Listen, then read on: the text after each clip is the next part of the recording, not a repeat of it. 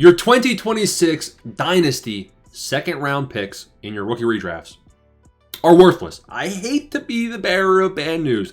Me personally, I traded Kyle Pitts for 3 second round picks before the breakout. I choked. Second round picks this year are going to be worthless, meaningless. Sure, in 2025, you had Luther Burden, you had Scam Scatabo, you had some good value in the second round.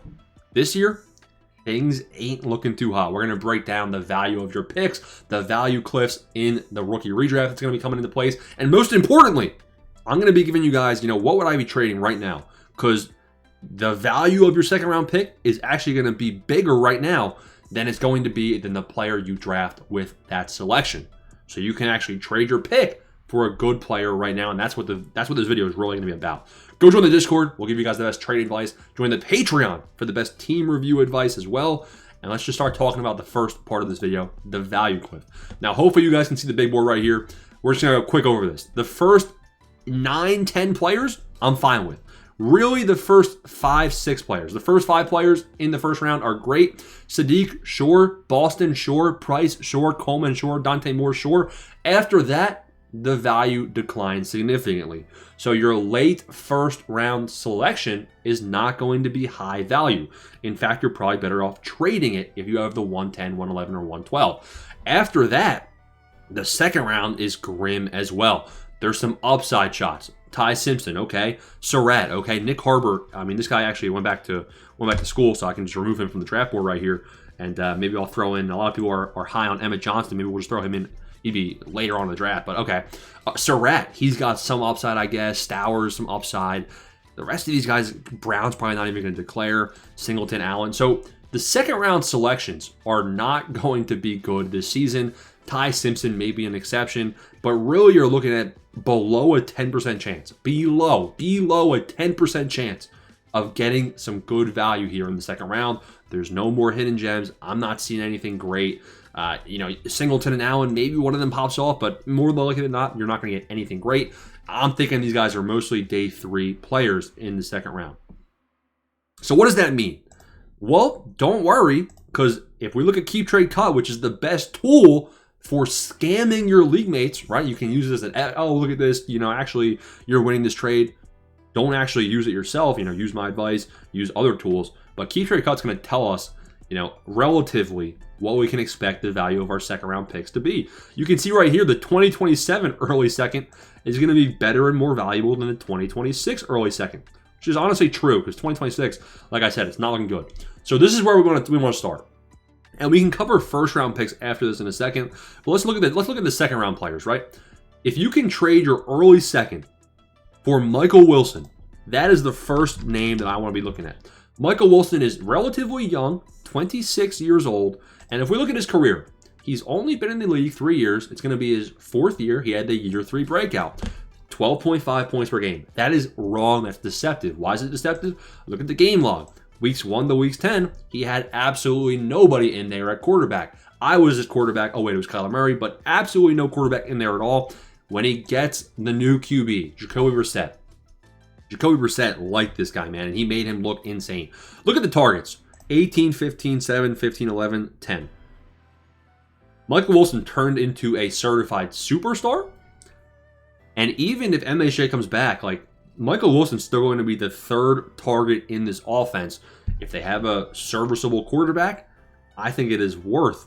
The names that we showed on that draft board are not going to be comparable to the production we just saw Michael Wilson put up. So this is the first guy I'd be looking at sending a second round selection for. DeAndre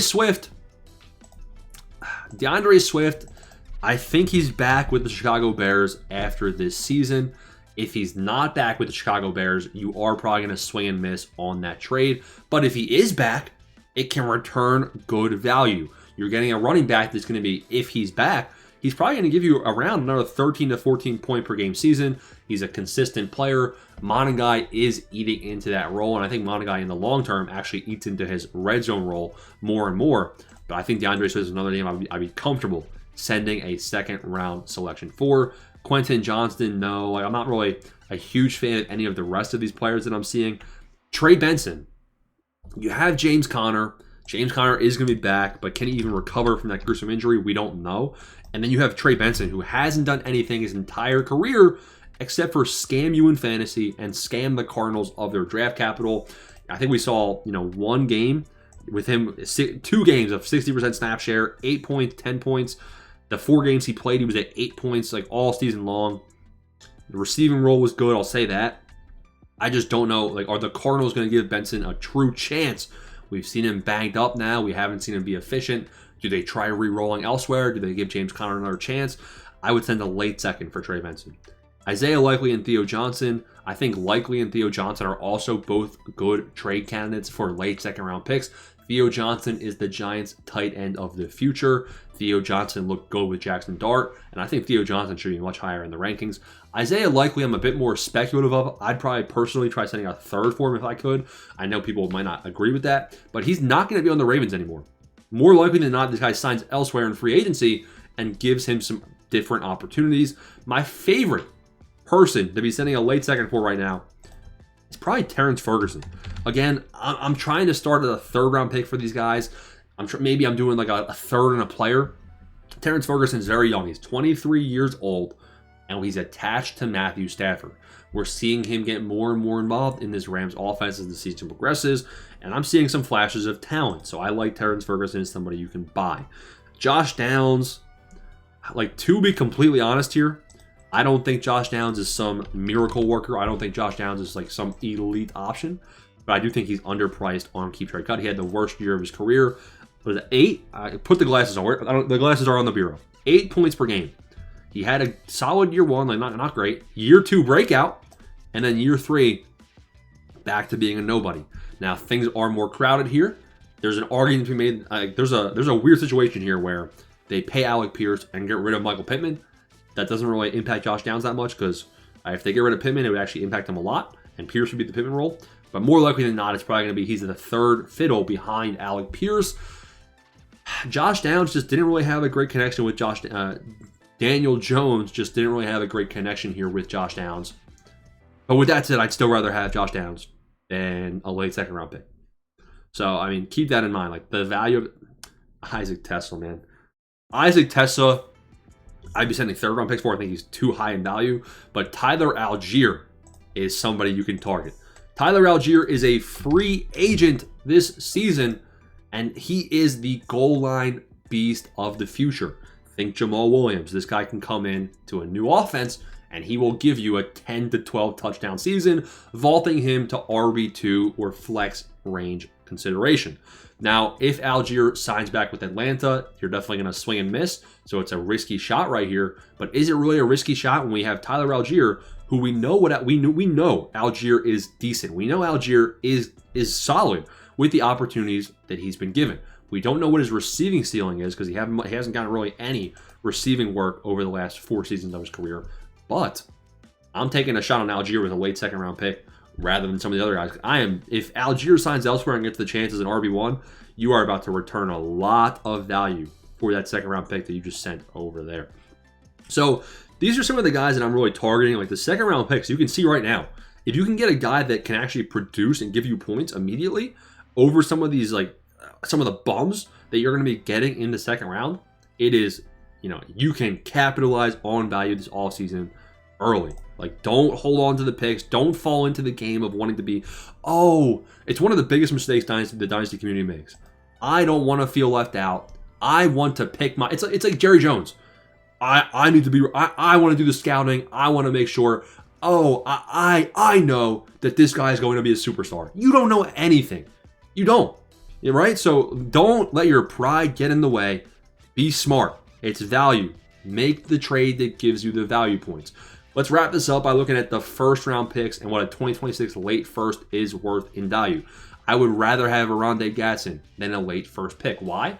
Well, considering Kenyon Sadiq, who I think Gatson is comparable to, is getting drafted at the 106, sending a 110 for Gatson seems good to me, especially with the value drop-offs we were talking about.